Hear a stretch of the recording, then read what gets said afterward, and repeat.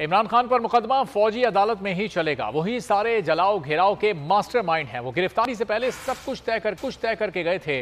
विफाकी वजीर दाखिला राना सनाउल्लाह की बोल के प्रोग्राम ऐसे नहीं चलेगा में गुफ्तगू। कहा शोधा से माफी मांगने तक इमरान खान से मुज़ाकरात नहीं हो सकते। पीटीआई पर पाबंदी लगाने का फैसला सिर्फ नून लीग ने नहीं करना, अदालतों से फैसला आने के बाद पाबंदी का फैसला हो सकेगा। पीटीआई ने इलेक्शन के लिए टिकट फरोख्त किए। तहरीक इंसाफ छोड़ने वालों के लिए नून लीग में गुंजाइश कम है।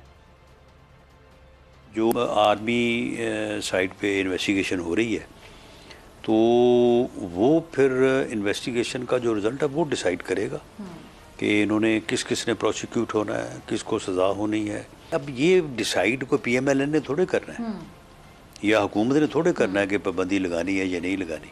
जब अदालतें कन्विक्ट करेंगी कि उसके ऊपर जो है वो पाबंदी लग सकती है या नहीं लग सकती। 9 मई के जो वाक़यात हैं वो समझते हैं कि इसने प्लानिंग की। दूसरा जो इन्होंने शोहदा के यादगारों पे किया है उस वक्त तक बंद है जब तक ये अपनी इसकी हुई गलती के ऊपर जो है वो उन ख़ानदानों से कम अज़ कम शोहदा की फैमिली से जो है वो बराह रास्त माफ़ी ना मांगे और वो इसे माफ़ ना करें। तकरीबन 85% हलकों में तो हमारे पास गुंजाइश नहीं है। ये वजह भी है कि पंजाब में हमारे पास बहुत कम गुंजाइश है। फिर जो इन्होंने टिकटों की तकसीम की उसमें टिकट इन्होंने बेचे, करोड़ों रुपया लोगों से जो है वो लिया गया टिकटों का।